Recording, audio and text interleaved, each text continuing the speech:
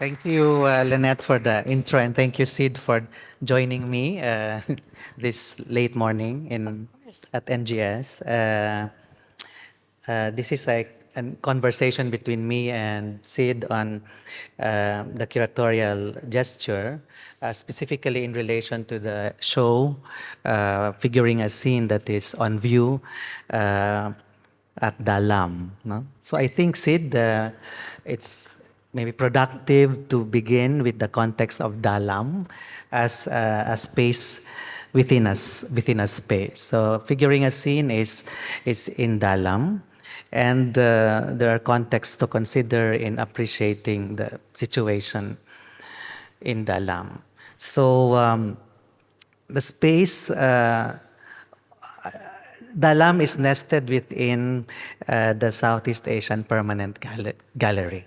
So the Permanent Gallery is committed to telling the art history of Southeast Asian modernity, in which the governing logic is mainly art history or the history of art, and the trajectory, if not the desired conclusion or the teleology, is the fulfillment of the modern project.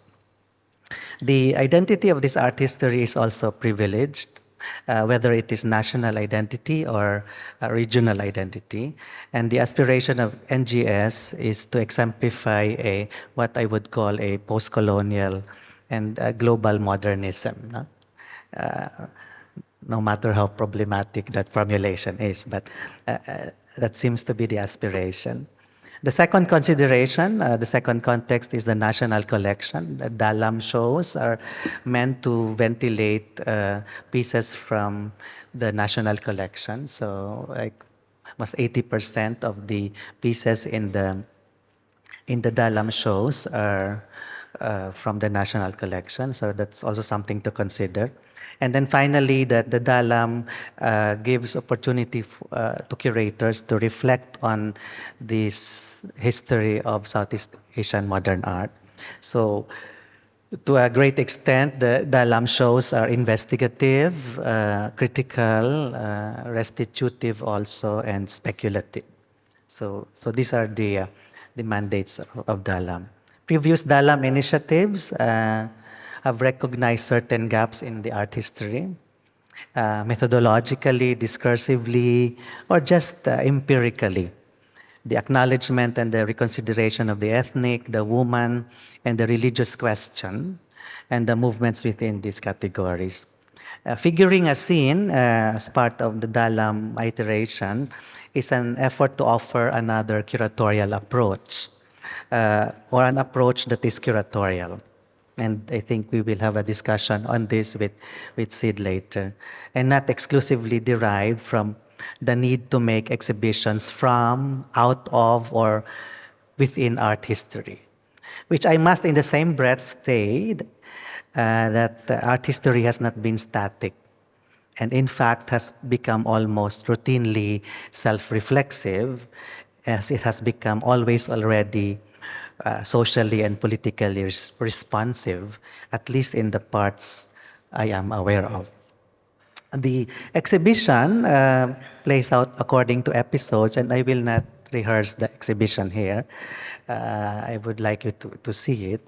The exhibition plays out according to episodes taken from largely natural elements or those in between the natural and the artificial. So through this gesture, the exhibition departs from the art historical or the thematic approach and moves towards the tropic as a foil to the obsessions with representation, explanation, and coherence. The sections fire, shadow, air, wax, fruit, and city are tropes, or terms that turn or evoke changing forms. Tropes are formative or ever forming. They are expected to morph. So what is the story of figuring a scene? Because sometimes you're forced to, to at least give a line for marketing and for docents. So on one level, it is a story of formation. a material formation from state to state, from condition to condition, from animals in the garden to puppets in protest of a glowing oil refinery, for example, or from a forest, from a fruit, sorry, to a symbol. On another, it is a story of the formation of the modern, from the production of conflict around faith to the production of art, from the ruin of the planet to the critique of contemporary art, from the forest of a durian tree to a gallery in the making filled with erotic air, from Catholic colonialism to the Anthropocene.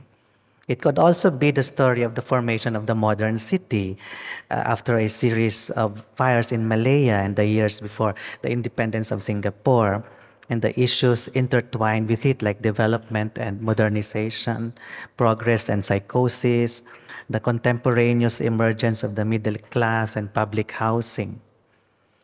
It could also be the story of the spirit of the Nanyang School and the 10-men group as they search for Southeast Asia. A spirit inflected with tension and emergency, with social realism and activism across the ecologies of Southeast Asia. So these are some of the stories that, that could be possibly woven by the viewer. So through this project, I had wanted to overcome the nature-culture form-content binary by galvanizing the affective properties of the works themselves and the scene within which they are staged. I had also wanted entry points into art that are not at the outset art historical. So I was wondering if we could tell the story of art outside art history, that are more accessible to the general public, but not populist, sufficiently enigmatic, but not altogether esoteric. One way to blur the boundaries of the binaries is to create a sensorium within which works or pieces become articulate or predisposing, animated and vital, charismatic and attractive. I am reminded here of how the curator Clémentine Delis references the French poet Paul Valéry's notion of the objet ambigu, or literally the ambiguous object, nothing less than the poetic and therefore the contingent entity. So the contribution of this Dalam exhibition is largely curatorial. Sid? So, and the question, of course, to ask is, what is the curatorial? Ma'am? Or when is the curatorial? So is the curatorial an object or is it a subjectivity? And I won't answer this at this point. In fact, this is the why we are here, why I am with Sid. So instead, I would like to ask Sid about her own experience going through the exhibition, both as a curator and also as a viewer. And I'm curious about this, your response to it, Sid. Yeah. Thanks, Patrick. I'm here to respond to Patrick's exhibition, Figuring a Scene, and it will largely be around, I guess, just really my experience going through it and making sense of the space, especially since the exhibition is about making sense.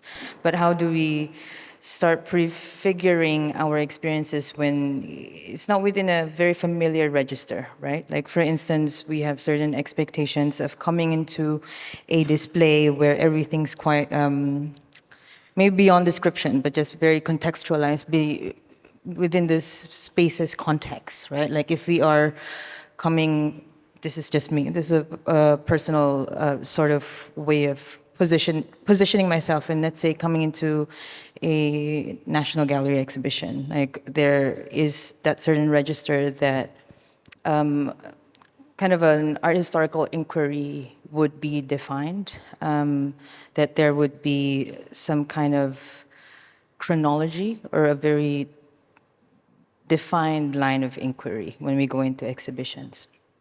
And I think the potential of Dalam and explicated in Figuring a Scene is that it takes me away from that, and there is a big focus on, I guess, the objects. First, of course, you go into that you're talking about the ambiguous object, I always immediately think about Anu Sapati's work, Durian, which is at the end of this one right here. The kind of formation of this, right? At what stage is this symbolic association coming into? For instance, like if I look at it object-wise, and if we look at things spatially, if we are in the space, we start considering to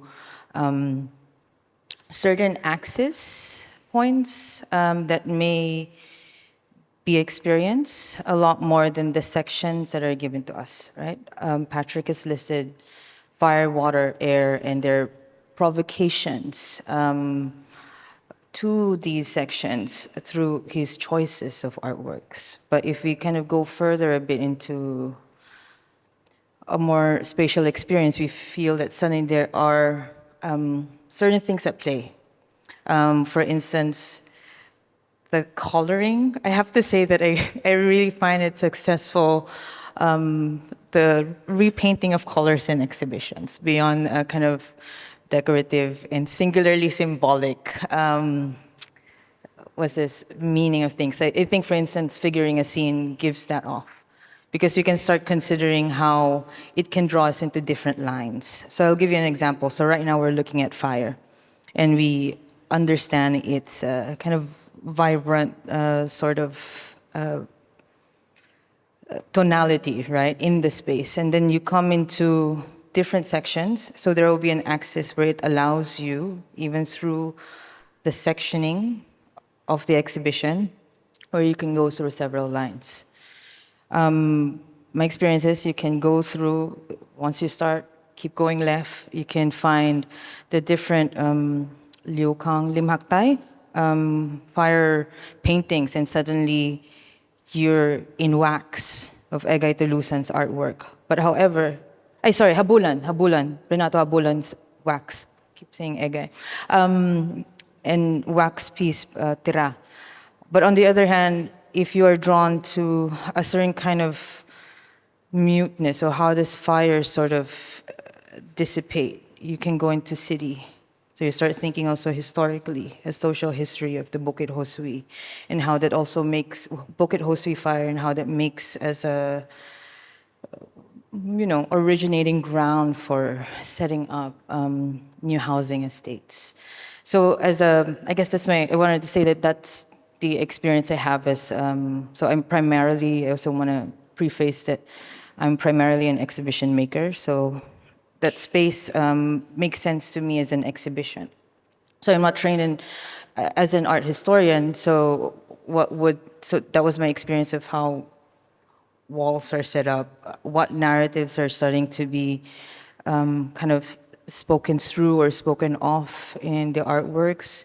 Even the image of these works of Sweetit Singh that we just saw in the previous slides, we can also start considering them as what is the exhibition history of objects. Like to see a work, like the Sweetit Singh's Y sculpture and cooperation, like we would have seen this in several exhibitions prior.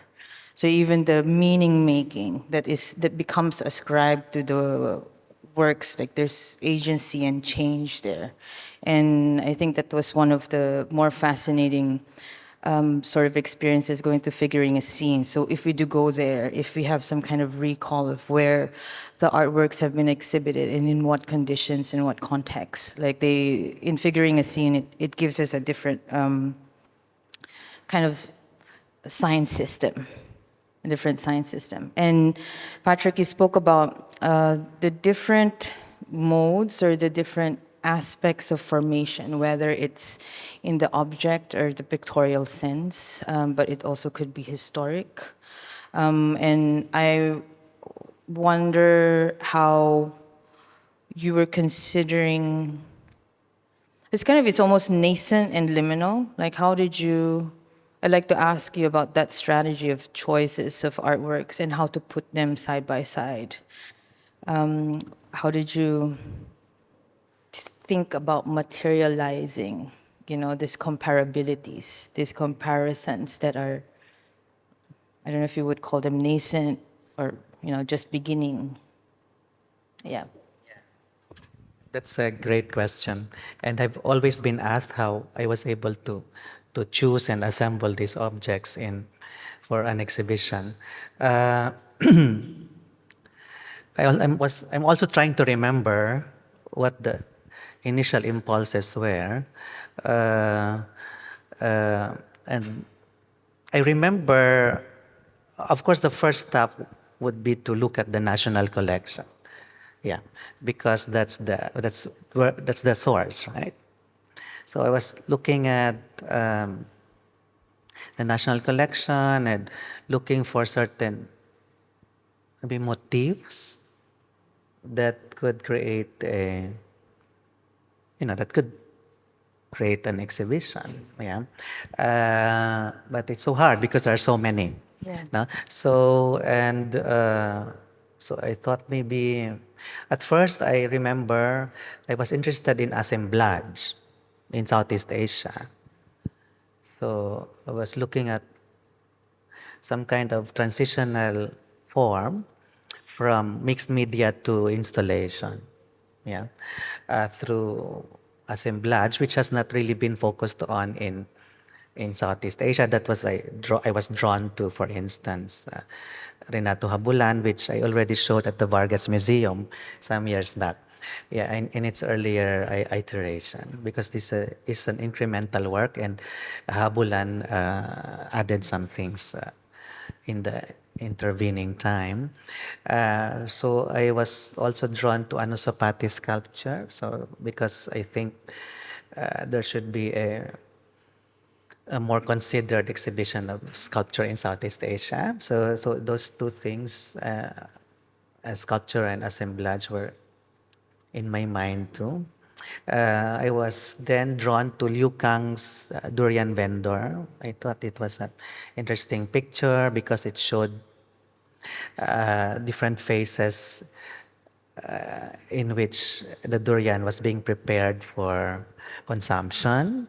So it's like, along with mangosteens in the market, the durian is pried open, it is smelled, it is put on a balancing thing, and so on and so forth. So, and then I was also drawn to the fire, then I was struck by so many works on the fires in Singapore. So I think, yeah, it's really hard to say the origin of but things I think began to cohere with the fire. That I said, oh, it's about formation, and so I took it from there. Yeah. So that the fire is elemental, but it's also historical. Yes. So I was interested in that continuity, and also the potential to surmount the binary of the nature and the natural and the historical through the fire. So I think the fire was important, uh, as well as the fruit. Yeah, Yeah. of the durian in Liu Kang's painting, as like how can a fruit become a symbol, right? Yeah. Yeah. So I was interested in that. So I think that to answer your question, In terms basically of, those two. yeah, I mean, you mentioned about the elemental bit. So you have chosen significant, let's call them sections. I don't think, for frames of reference: fire, water, air, shadow, city. So there's an aspect in which you presented in figuring a scene, them these frames of reference as one situated in a social history or a specific context, but also elemental, like coming back to the sort of atmospheric qualities of them. So can you, is that something that you were trying to shift? Because I think it's a very interesting way curatorially, right? To almost have, I wouldn't say almost have, but there are several frames of reference that we make for certain narratives or certain sections, let's say, of exhibitions. Like they are both historical, contextual, but also atmospheric, universal. Yeah, yeah. Yeah, I wanted to delay the discourse, or I wanted to delay the settlement into discourse. No? So I said, what do we do? So I think an exhibition can delay the settlement into a discourse by creating that bit of like a phenomenological moment, right, of experience with the material. Yeah. So that's why it's important that the material is attractive, no? On its own, charismatic, and that it's like properly, in a way, or productively staged, no? So that the experience is encouraged, right? And that the temptation for explanation is does is resisted somehow because the material is also already articulate. No? So yeah, I think that was yeah, you're correct about this, like to provide that atmosphere or that I would call, yeah, like scenography and materiality of the work. So because the Dalam space has two parts, huh? And there are also two entrances. Yeah. So in a way, it's an in-between space that allows for a like a degree of circularity, which you call like action, some kind of axis, right? That's a good term, an interesting term. So a degree of circularity and also recursivity that you can return to certain parts. That is like a certain roundaboutness na, in Dalam, as opposed to the progressive linearity of the Southeast Asian Gallery, because it's very progressive and mainly linear. Not exclusively, but mainly. Yeah. So as a curator, I always strive for rhythm. Rhythm. So I think that rhythm makes the space, not the scale. So I am sensitive to intervals of densities and also contrasts in dynamics in terms of movement and volume. Yeah. So when you enter the exhibition from its dedicated entrance, which is the Southeast Asian Gallery, no, which is the other side, you find yourself first in the episode of Fire. But when you enter from the Southeast Asian Gallery, you set foot in the episode of Shadow. So the Southeast Asian Gallery entrance for me is more interesting. For me, more interesting. So one goes through a narrow passage where Sharon Chin's work is that opens up to a double volume room. Na?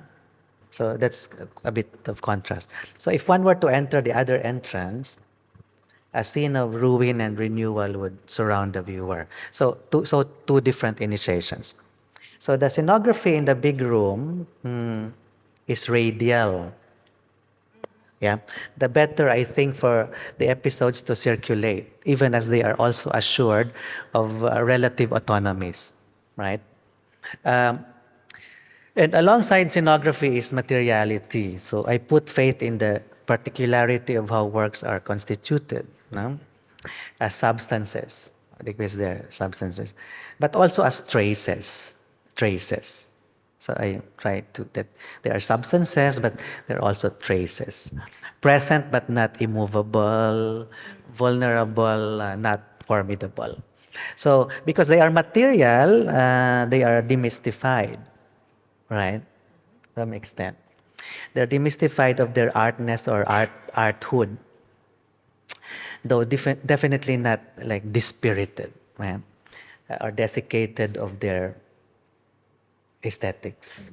So I think to answer your question, one way of answering your question, Sid, is to focus on the scenography and also the materiality of the pieces there, which brings me to a question for you.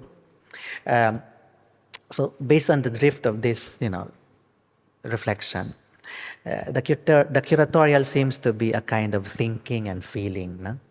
That may resist the objectification of an exhibition. And I was interested in how you said you make distinction between being an exhibition maker and being an art historian, which is, I think, important. So the curatorial seems to be a kind of thinking and feeling that may resist the objectification of an exhibition, or may delay the rate at which intuitions and impressions settle into discourse. So working in a university museum, or a museum of a national university, which in a way is a cognate of the National Museum of Modern Art, like the NGS. So the NUS and I think NGS share this, in this specter of the modern. What are your thoughts on the curatorial gesture in relation to like institutional pedagogy, right? Of the NUS, of both the university and the museum. If the curatorial is performative, embodied thinking, how would you demonstrate it in projects revolving around archives and artifacts? Because you do, you've worked on that. That tend to solidify, right? That tend to solidify or become authoritative. So, and that's one part of my question to you. How curatorially, how do you do it? And the second part has something to do with the curatorial infrastructure, right? So, what kind of curatorial infrastructure do you provide for this curatorial to happen? So, I am specifically referring, Sid, to your work on the Kanaga Sabapati archives. And Kanaga, thank you for coming. You are the subject now of the. We have shifted to you, and then the prep room, right? The prep room. So yeah, please maybe you can speak to those efforts in NUS. Yeah. Thanks, Patrick. Patrick gave me these questions, and I think this is generally a question that we seek to try to simplify as much as we can working in NUS Museum in terms of the University Museum's history. And perhaps to just give a bit of context and trying to understand that the national institutions of whatever form, maybe it's a national museum type or a national university, they're quite, their formation is crucible to also shaping the identity, right? The identity, histories, and generally the context. For NUS Museum, it's a matter of really telling its very rich history and its collections and why it persists. And these are collections that the holdings that we have at the moment consist of all of these different institutions through the decolonizing period from British Malaya, Singapore, right? So and also we have the aspect of the Nanyang University as well. That's part of our collection. So these are our forebears. These are the holdings. And we also, I think, one of the very important sort of crux, and we have that through objects. We have that through our archives or whatever is left of them. And how do we continue to show these aspects of the negotiations that happen in a certain kind of social fabric, social cultural fabric, and all that has been done for it, like how all the objects as well have gone through numerous sort of meaning making, right? And even the collections were consolidated. The aspects of University of Malaya collection, the University of Singapore, and the Nanyang universities, and of course the Ngingteng collection. Those are what we have in the museum. They are part of this kind of rhythm, contestation, and rupture of the social history of the nation. They were all consolidated. The first kind kind of incendiary and consolidating crystallization of these objects coming into the present NUS Museum was through the efforts of TK Sabapati. So this is one of the this is our lineage. There is a constant,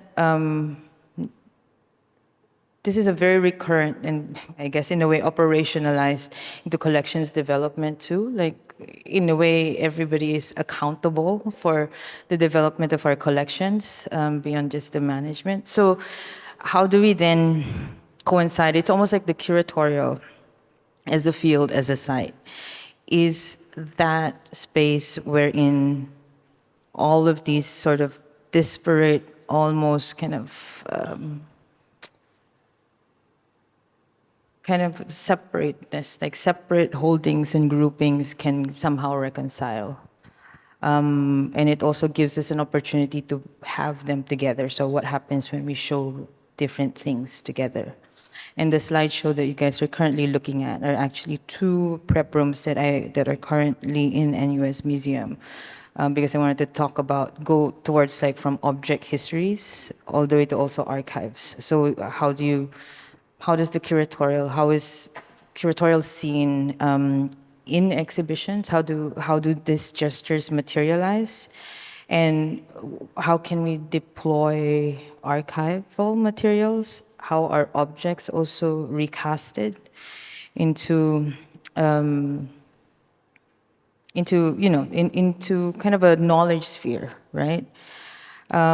Because the boats, maybe I'll talk about the boats first that we've seen previous to this slides. We'll get to there. You know, they're interesting as a collection because they were objects. If we're talking about the ambiguous object, I always like to talk about objects as unruly, like almost by default, all objects don't really fit in a space or in the collections. By default, the collections or the people who make the collections have that agency to define certain criteria and frames of references in which objects and artworks become instituted, right? And these objects are very interesting because what does it mean?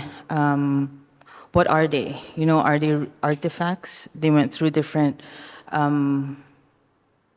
defunct, the first maritime museum, for instance, that's already defunct, went through Malay Heritage Center, and what does it mean for these boats to come to NUS Museum? So the first point that we can start thinking about curatorially are its exhibition histories, for instance. Because if we were going to look at the typification of these boats in, let's say, the Malay world, it's so interesting because everyone who is part of a kind of maritime community, island community, would come there and say like, this is not a sampan, this is not a kolek. You know, so that is the field wherein we allow this expanded inquiry to come through. But what are the conditions that we could rely on, like where they were exhibited? So that's how we deal with certain objects. And we keep them in progress, the research. That's why the prep room as a model gives kind of confidence around that. Like you were talking, Patrick, about Dalam ventilating specific artworks and objects. Like in a way, I feel that prep room does that as well. We have a relationship to those objects to kind of relook at them. But often we get these sort of unruly types, you know, like we don't know where they belong to. Like they're not accessioned as artifacts. They're not precisely artworks. Like we're even trying to find the direct makers of these boats. You know, how do you reckon with that? And I think the prep room is that space where we can confidently look at all of these questions, or perhaps they are knowledges that have also been crafted in a different sort of language world, right? They're gone through oral histories. The documentation is also no longer there because there didn't exist standards or paperwork or bureau administration, actually, museological administration at the time of their inception, right?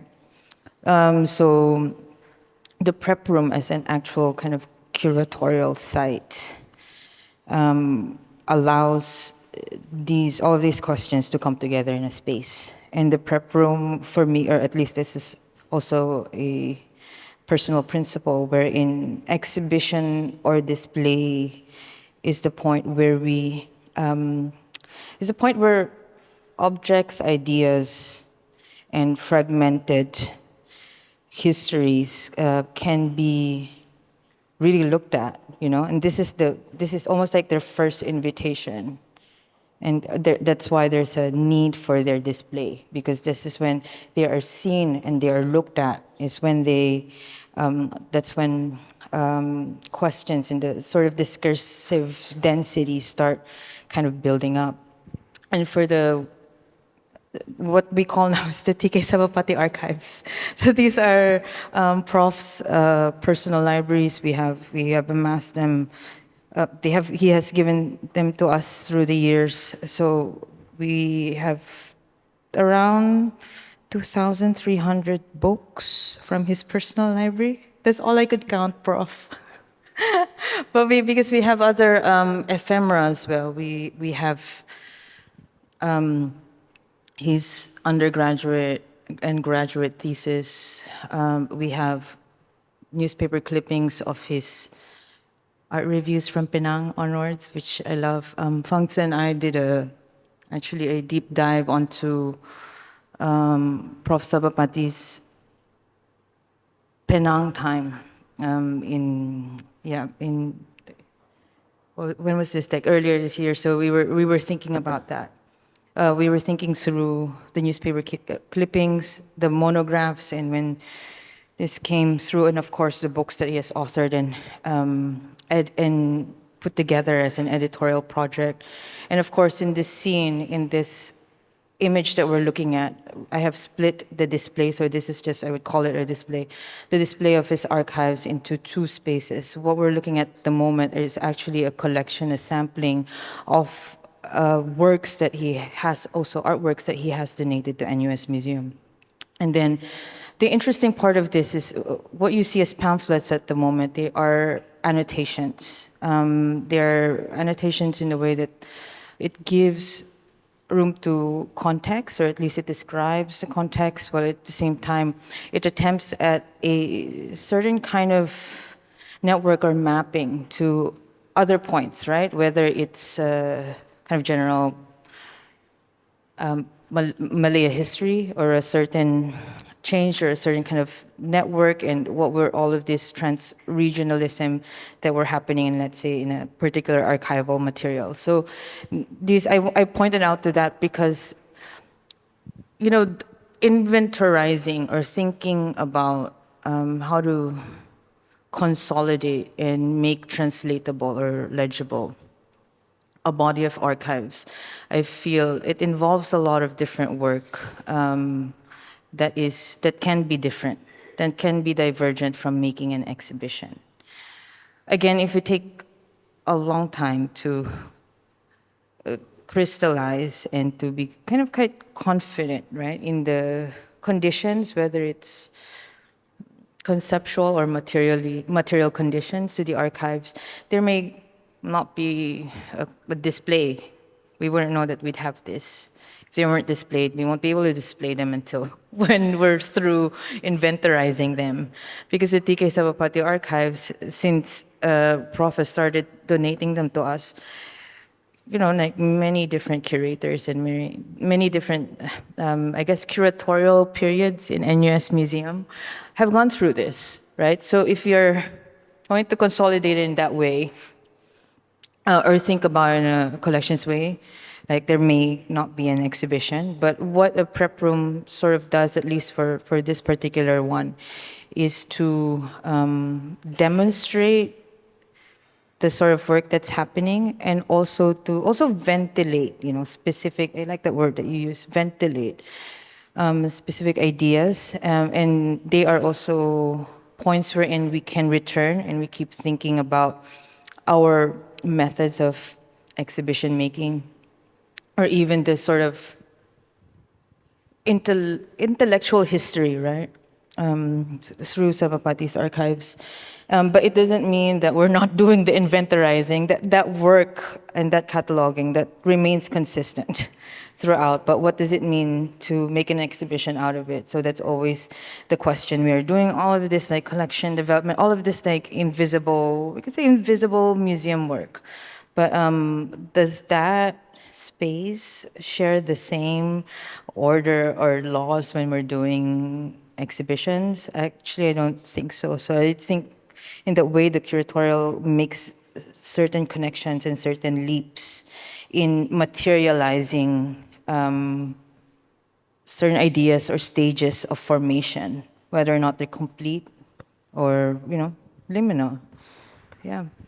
Yeah, thank you, Sid. I was also wondering about because the prep room I see as a space for the curator, no? To experiment and to do close readings, right, of material. But what do you think? What is your imagined role for the viewer in the prep room? So what do you think is like the most productive role that the viewer could take on within this kind of room? I think, to be honest, the prep room, the promise of it. I'm not saying that it fulfills it all the time. We actually have dissolved also the sort of position of the passive or inert viewer in this case.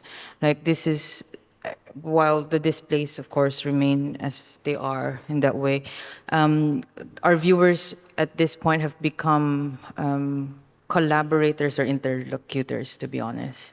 And sometimes that's what makes also prep rooms really hard to like push forward, because we're getting feedback, we're getting like conversations, or we're building certain materials or trajectories that we didn't think would go, right? So that can cripple the rhythm of an exhibitionary project, but the viewer is always. I feel like we demand a lot, actually, but we have to take into account that the prep room is predicated on in a university museum where we do have to engage in the different learning methods, the learning instructional methods, and knowledge co-production with different disciplines. So by default, if most of our viewers are classes, students, and researchers, it is important that their voice is there. So maybe I would like to segue into that. I was talking about polyphony. The how an exhibition can hold polyphony. Because exhibitions are multi-level enterprises. If you look really closely at the voices that are being set up there, like you have also in figuring a scene, archival materials.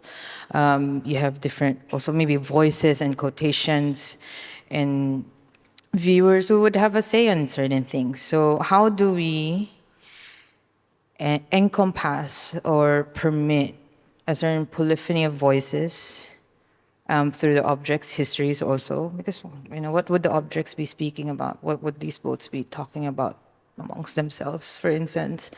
And the curators who've cared for them, the curators who've archived their documentations.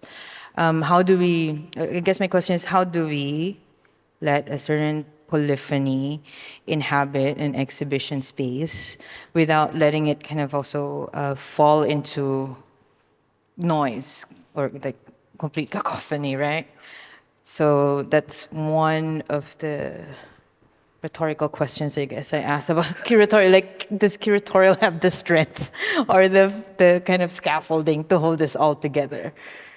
Can it absorb the stress, no, of a tendentious public? But yeah, that's a great question. It's an everyday question, right? So for in of course one could always say that the program should do it, no? So I think that's one, to curate the programs productively around, through, and through the exhibition. In figuring a space, I intentionally left a void, right, in the space, because I thought that maybe this could be where the, yeah, In the middle. this Yeah. could be where the program should be, right? Like this program. But it's not, maybe not too, I mean, it's not Physically too big a conducive, I space, yeah. guess. Yeah. But I think conceptually, that was the intent, to build into the space the, like the site Yeah. of conversation, or as Performance your also, like, yeah. interlocution, right? Or some kind of debate or argument, or maybe dissensus, na? Dissensus, because exhibitions are, you know tend to move towards consensus, right? So if we, that could be a, that was my, that was my, the thing in my mind, how to activate it, to enhance the phenomenology. But I don't know. I mean, it's we do these things, bit by bit, and also in relation to spaces. And Yes. then, and I think the NUS Museum has more latitude, huh? Because of the expectations of academic inquiry, right? Yes. Because I experienced that in the Vargas. Yes. I Yeah. wanted to ask if it Because, feels also yeah, the yeah. same way. Yeah.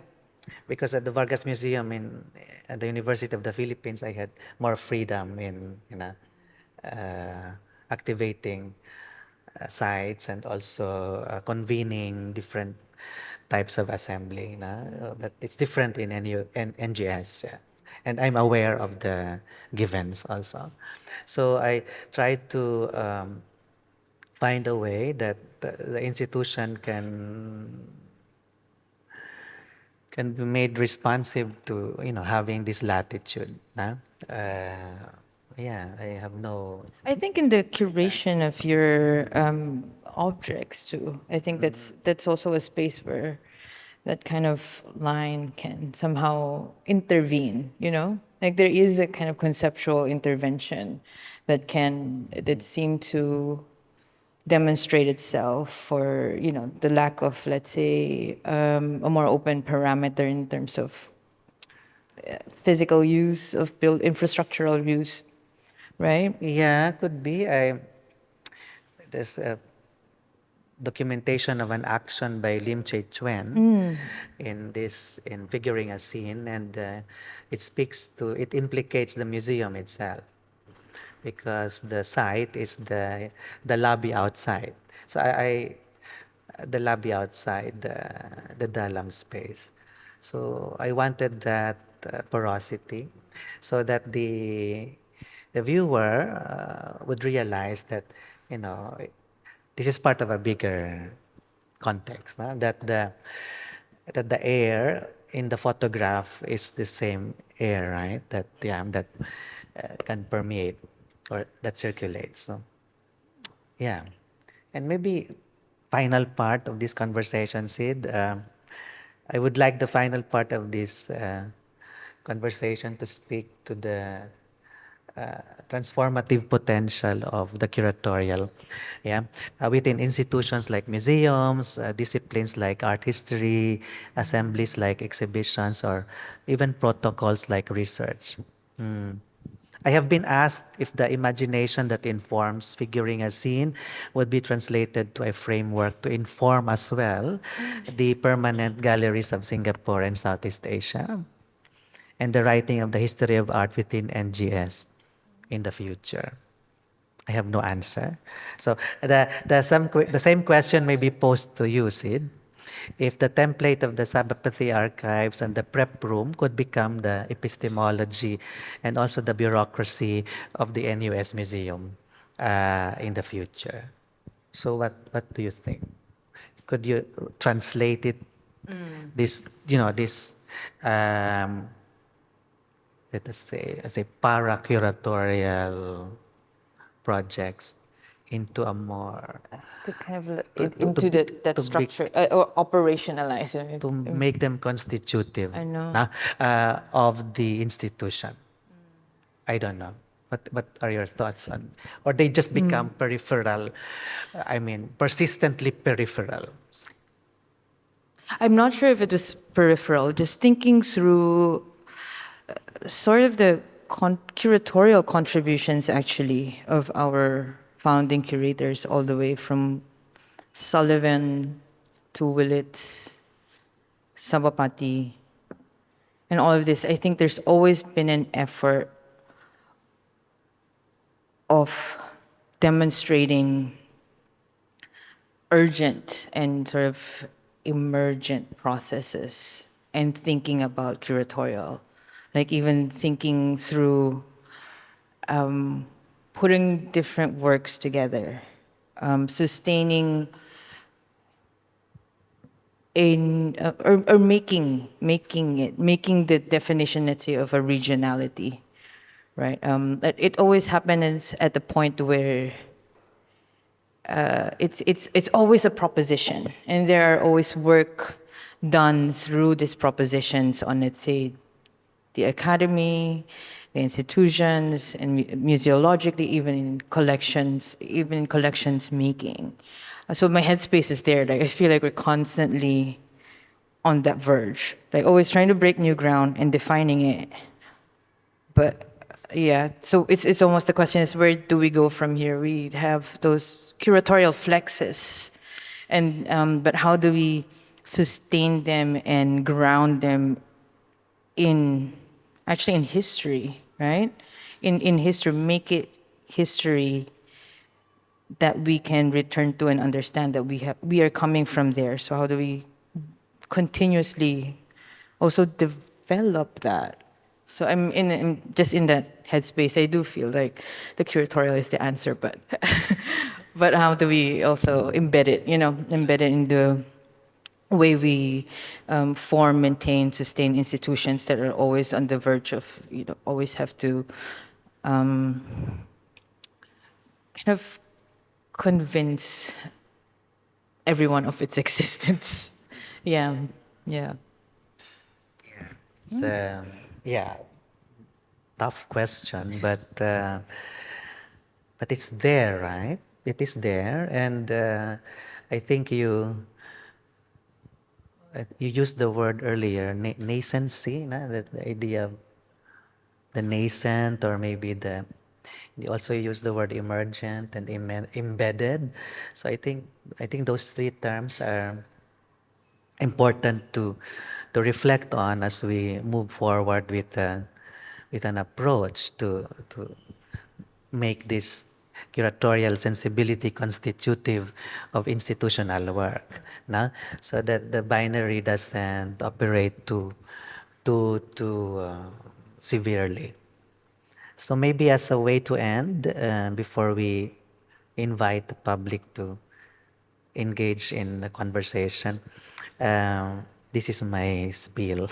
So it is tempting, of course, to at some point define the curatorial seed, and we talked about this. If I need to propose a parameter, it would be the title of the exhibition itself. So the curatorial is figuring a scene. So a present progressive phrase that alludes to the process of rendering a condition, making something material within a charged atmosphere that prompts sensing subjects to make sense, but not to quickly figure out. So I make this distinction between figuring and figuring out, but not to quickly figure out and capture meaning, to choreograph relations instead of naming recognizable objects in isolation, and to constellate contexts rather than reduce phenomena to representation or instruments of dominant or convenient ideological interest. The investment here is in subjectivity, or better still, intersubjectivity that enables viewers within a public sphere, which is the museum or the gallery, to reach the point of decisiveness and eventually make decisions on whatever ethics or politics or aesthetics it is that is needed to make the difference in time and for long. So I think on that note, we end this conversation and we open the floor to questions. So thank you very much.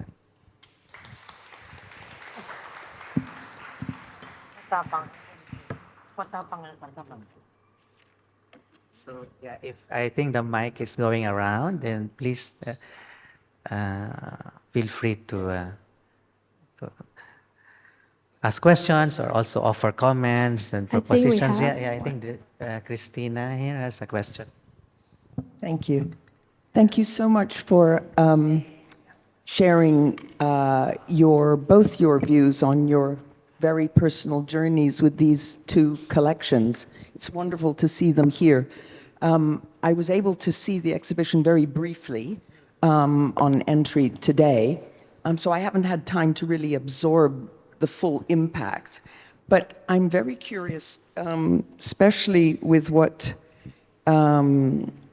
Sid mentioned in terms of looking for a sort of polyphony of voices within certain exhibition spaces, especially, you know, with the problem of not letting it descend into noise or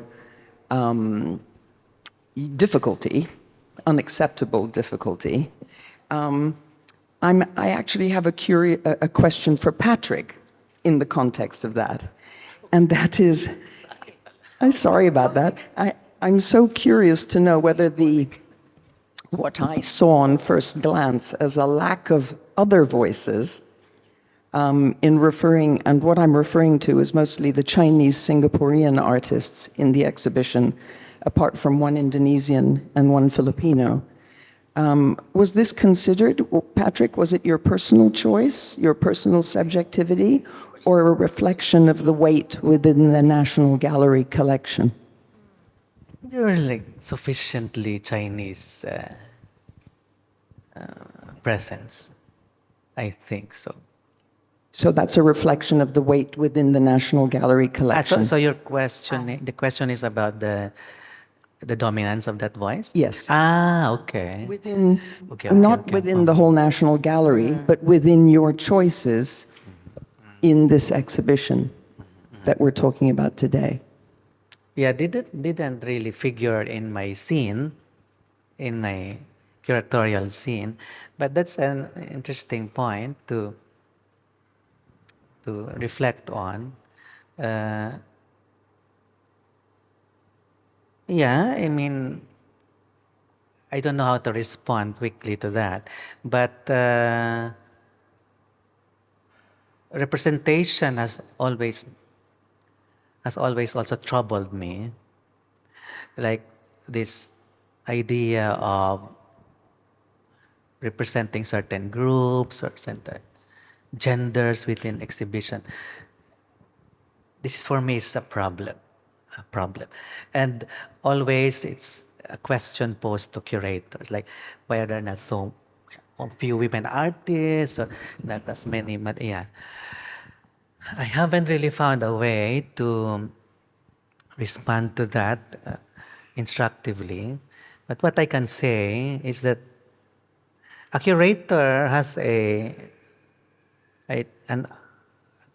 practice that is not reduced to one effort. And every effort requires a range of choices. So some efforts might require, like, you know, a different set of agents to inhabit those efforts, no? So some groups may be represented there. So it's not a brilliant answer, but yeah, just maybe to quickly say was not in my was not a deliberate decision to focus on Chinese voice. I don't think it was in my political unconscious, because definitely it's not, no? Um, and the other way to answer is that I have trouble with how the problem is formulated as a question of representation. So maybe that's how I would, respond to it. Yeah. No, Patrick, I wanted to just kind of to go back to that. When we were talking about curating and having a certain internal order, right, of doing shows, we did talk about, of course, the inclusion of Ling Hak Tai, Liu Kang, and a lot of very obviously prominent artists in an exhibition. And I don't think, can't remember exactly what our conversation was about, but it's about placing a certain familiar register. It's almost like placing certain iconographies, certain canonical artworks in an exhibition to situate also viewers who are familiar with this before kind of somehow disrupting the line, right? Like I feel, for instance, that was a strategy. Like it was more of a intervention. Like there was a line that you were definitely following. There is the, let's say, the iconographies or the familiarity of, sorry, pictorial familiarity of the Bukit Hosi fire, right? And then suddenly you move on to Habulan's Tira. And then you can also go towards Sharon. So that's another line as well. So it's almost registering, placing a register that's familiar. And then boom, another narratology with a different object. So I don't know if we probably filtered away from that conversation, but I was just thinking that was successful in having an exhibition that is, maybe we could call it curatorially experimental, right? In a space like Dalam in National Gallery. Like I think that is successful because it places, of course, it gives space to, of course, the National Collection, important works, important artworks, viewers, its patrons aren't gonna, flail Yeah, around entering an yeah, exhibition. They know Liu Kang, they know Lim Yeah, Hak correct, Tai. correct. Yeah. That was not also a deliberate So it's my reading. intention to have those signature artists. Uh, but I think the familiarity was important. Uh, I didn't want the project to be like, to be also characterized as radical or experimental or something like that. I wanted it to be a comfortable exhibition. Yeah. That there should be, or generous, for whatever subjectivity that it could form. Na? So not like to be say, oh, this is a political exhibition that will represent all, constituencies. Yeah. I'm not that kind of curator. Yeah, yeah. Some curators are like that, and I understand the politics, and to some extent, the politics can be productive, but I'm not that kind.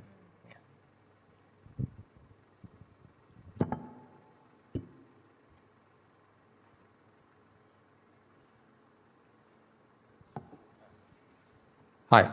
Hi. Hi, Patrick. Hi, Sid. I really enjoyed your conversation. It's a rare opportunity for me to listen to the aesthetic decisions and processes of curators, something that I appreciate a lot. I have a question. I have two questions. The first question for Patrick, and the second question is for both of you. Patrick, I'm interested in how you think about the words that you used for your exhibition, the words such as fire, shadows, and so forth. I mean, assuming that you speak more than one language and your exposure to the different cultures, I wonder whether your imagination and your understanding and your experiences of these words are somehow found also in the making of this exhibition. My second question is for both of you, which is the curatorial process as one that is, or rather, this is my reading of your conversation just now.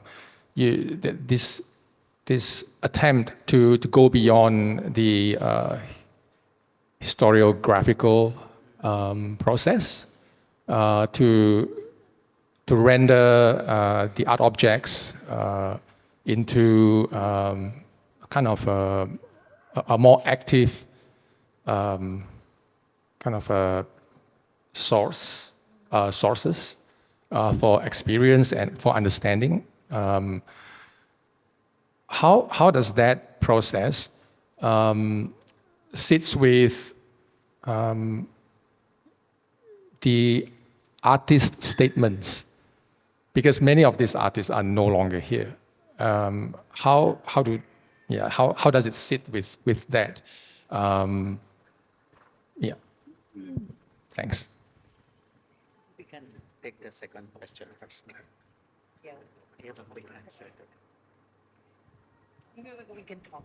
You know, when Patrick and I were rehearsing for this conversation, we were talking about making exhibitions, right? I mean, most of us in culture, in museums, even in universities, we're in the business of meaning making. So we're always not the trap, but the issue, or what we're careful about, is always coming into a very narrow path of a determined, singular, and hegemonic meaning of things, right? And that's why curatorial and exhibitions always try to ventilate or but coax new narratives, new meaning makings. So thank you for bringing that up, actually, because at that point we were talking about it in the discipline or our experience of art history frames of references, when in fact exhibitions to depart from and are nourished by art historical gestures. Actually, I was thinking about that, like, are we going to mention art history? Because as the discipline, of course, how can that relate to exhibition making? And I guess I wanted to talk about it, the historiography or even the historization of artists as well. Like when I thought about what you said about, let's say, artist statements or artist intentions, I think about also the way we were reading archives, the monographs by artists too, and I guess in a way looking at them within the frame of, artists also, and in their practices, are going through like their own self-historization, right? There is a agency and participation in how their practices are defined, and the works that they're doing embeds them into some kind of radical present that then would be a subject of history. But that is the hope. I think, I just wanted to share those thoughts. Yeah, I think the authorial voice, yeah, in this case the artists, like as Bodhi has raised it, or the art historical annotation, right? Yeah, that interprets the voice, would, I think, form part of the narrative, no? But I think Bodhi was also right to say that the curatorial gesture would consider the pieces as subjects in themselves, right? So there is that subjectivity that the curatorial can activate from the from the from the from the subject, which is the work, right? Because we see the work as a subject, not as an object, right? So I think the subjectivity of the work feeds into the polyphony, right, of the authorial voice and the art historical annotation. And I think the subjectivity of the work cannot also be reduced to the biography of the artist, right? So like in terms of race or gender or whatever, no? Of course, those subjectivities are also important because they reference a politics, right? And in the, in this struggle for equity or diversity or representation, I think this politics is important. But I won't reduce it to that. And that yeah, I think the polyphony is irreducible anyway. And the first question, Bodhi, is about the terms, right? Yeah, the terms. Yeah, I was drawn to the terms, and that arose from the materiality. Yeah, yeah. I mean that these were like not like imposed on the pieces, but they were evoked by the pieces. So some are more maybe curatorially inflected than others, but some are quite like viscerally really arising, right, from the material. So I also, in my curatorial work, let uh, the pieces participate in the curatorial thinking, yeah, and also co-produce, co-produce the curatorial discourse. But this is not to say that there was no intervention curatorially in terms of that there was like this transparency of terms coming from the object. Of course, there was intervention, but always in conversation with the material. Bodhi, I wanted to say also, I really like what you said, like other sources. I think that was one thing that I forgot to mention, but the sourcing is also voicing, right? Like in terms of context, what are the sources that we draw from to make exhibitions, to make meaning out of art practices and artworks? Like it's not, it could be open if it's in different fields or different sites and different subjects, yeah, subjectivities.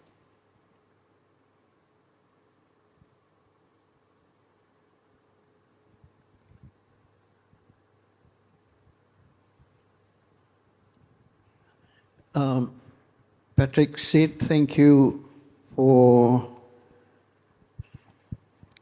an energetic, lively repartee between the two of you, respectively on the exposition you have put together in Dalam and some of the thinking at the museum in a tertiary institution like NUS. And in between all of this, I think, Patrick, you specifically directed an inquiry into Sid vis-a-vis the prep room, and that is the viewer. Who is the viewer? What does the viewer view?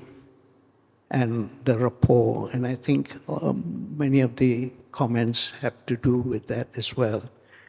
And in yours, you took great pains to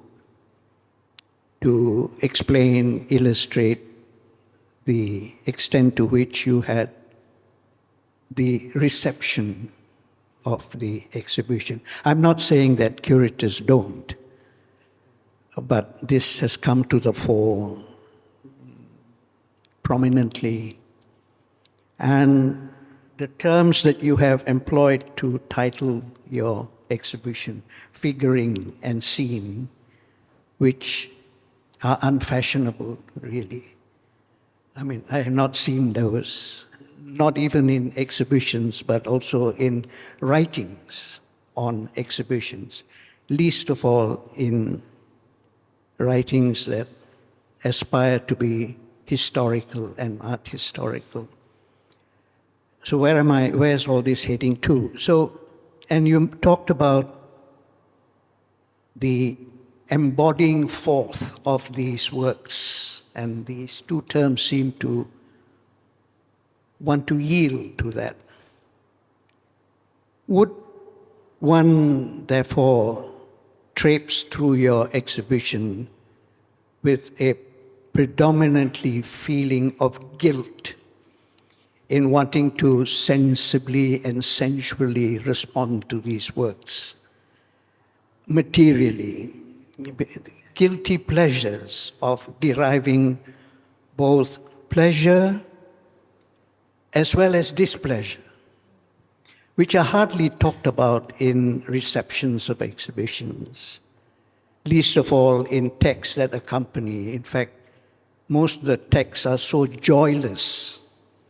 You know, they're killjoys. They don't say anything that really sparkle a kind of an empathetic or an unsympathetic approach. Would that have, because just looking at and I'm at a disadvantage, unlike you, I have not seen the exhibition. So like a good old archivist, I'm just going on the PowerPoint presentations. But they all have a terrific physical presence, all of them, they seem to be. And could this be a vibrant, vibrating, reverberating tone and tenor in that exhibition? Would it be legitimate to leave with that impression, do you think? And I'm asking you as a potential viewer for your exhibition, not having seen it. And an important one too. But yeah, I've already talked about the attractiveness of the material, and so yeah, that it should be attractive.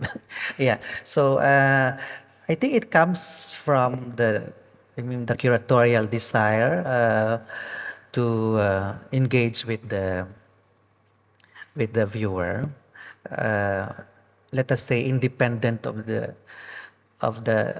textuality.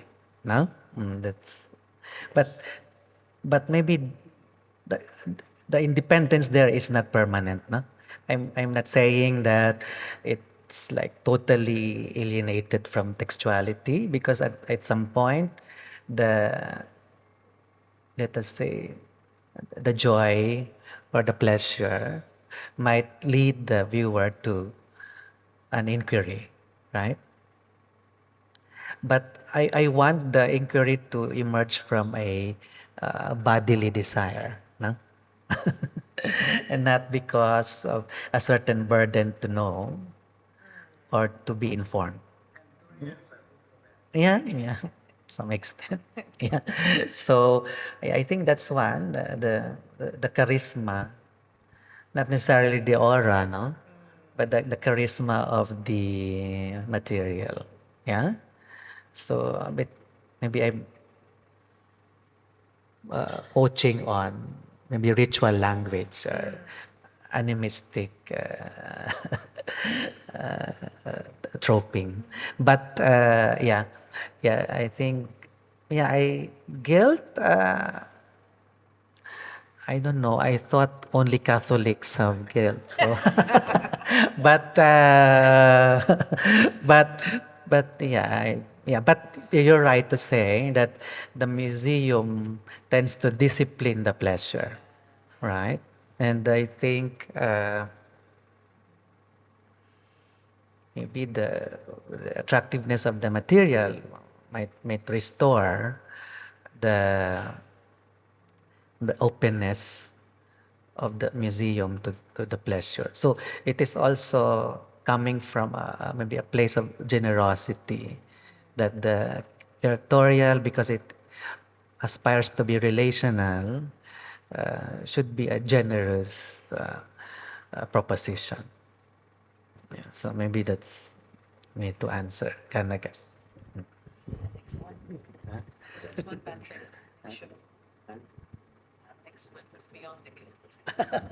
Yeah, figuring a guilt. I'm aware of time, so maybe one last question from the crowd. Roger, Priya. Two more questions. Okay. Thank you both very much. It's a lovely conversation. I have two queries which I suspect might turn out to be one question. The first is about this notion of the relationship between the historical and other modes of experience or knowledge. You talked about the historical and the elemental, the historical and the atmospheric, the historical and the symbolic. So my first question is, I wonder if you could talk a little bit more about that and whether perhaps the historical is always already also atmospheric, elemental, symbolic. And my second question, which might be a way of answering the first question, is about the painting by Sun Yi in the exhibition, which is perhaps the most non-narrative work in the exhibition, perhaps the most mysterious work in the exhibition, and perhaps because of that, for me, maybe the most fascinating work in the exhibition. So I wonder if you could talk a little bit more about that painting by Sun Yi. Thank you.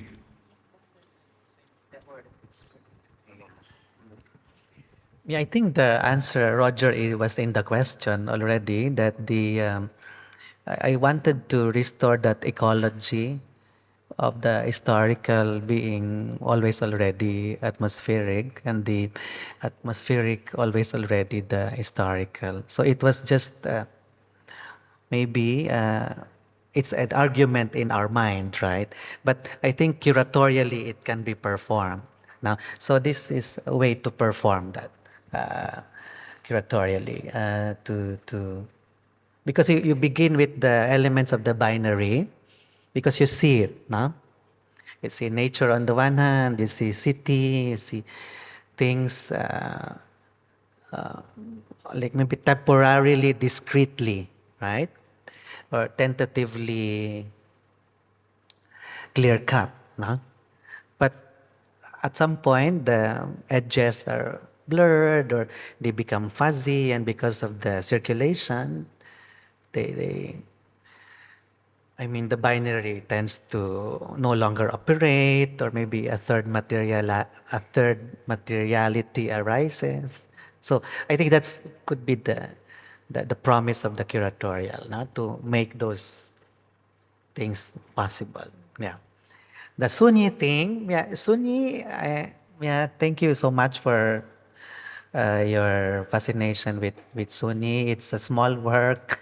And Sunni is also not really, a discourse around her is not well developed as one of the Nanyang artists. Then she's also known for a different type of work.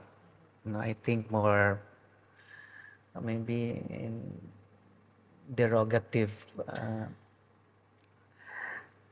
parlance, like decorative or something like that. No? So, but I try to, of course, unhinge her from that expectation, and present her in the fullness of her modesty, maybe through that small painting, and something that doesn't really refer much to anything except for the fact that there are trees that sway in the storm. Yeah, so I also had the opportunity to frame it literally, so that's an achievement. And I think so, in terms of exhibition history, yeah. But I think conceptually it's also strong because it's indexic in a way. There's an index there happening, that the movement of the tree is caused by something. So I just want to, to, to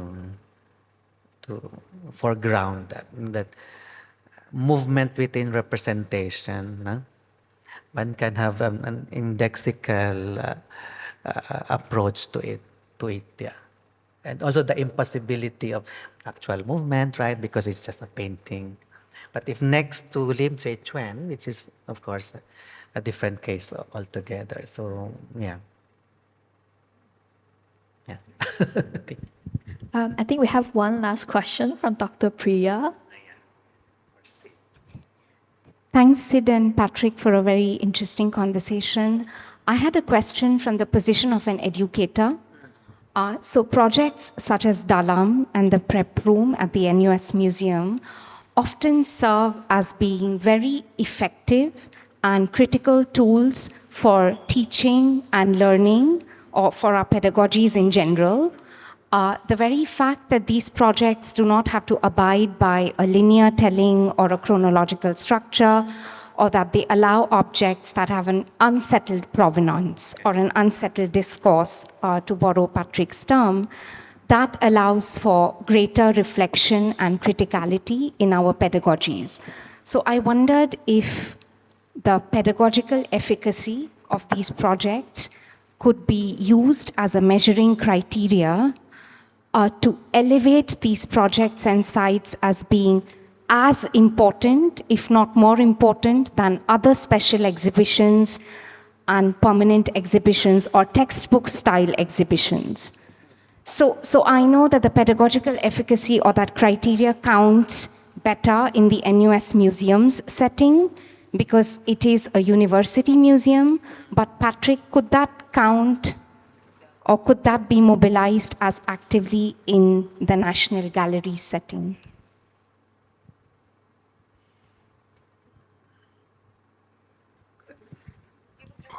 I think, Priya, curatorially, it's possible. Curatorially, it's possible. But that requires also a directorial decision. So to inscribe this curatorial sensibility in of course, the direction of the museology. So that's one way to answer.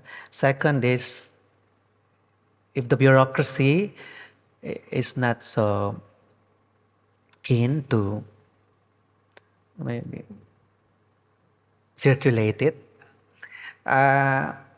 the space could activate itself, or the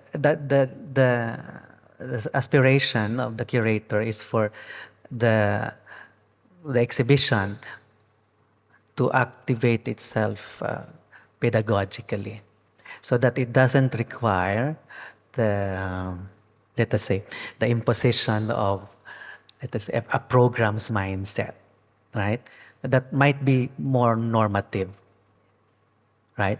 So, but I'm not saying that this is successful in that regard, but that is the aspiration for so that it is not too dependent on the bureaucracy, that the exhibition itself can activate pedagogically on its own materiality.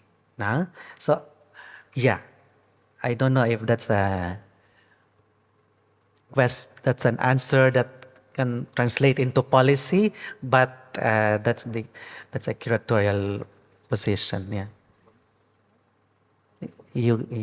What about NUS? Well, you're the boss. Maybe I just wanted to just go with your this concept of the idea as well that an exhibition's activation of its concepts and its propositions are always through a kind of programmatic mindset. And I think that's always the question of also setting up exhibitions meant to coax people into creating knowledges together. And it's not even though, of course, it's a kind of mandate and it is practiced in different ways in NUS Museum, that's always still the question of the capacity of an exhibition or a display to own self-activate. Yeah. So I think that's definitely a good site to play with as well, curatorially, as we operationalize it into bureaucracy. Yeah. But thank goodness for public programs, can I just say? You know, big also gratitude to our relationship and our twinning curatorially. I think that's the way it also gets translated into its different tiers, right? Yeah. And the the programmatic could also transform, right? In relation to the curatorial, right? So I think maybe that binary can also dissolve at some point, right? That there's program, there's curatorial, this exhibition. Yeah.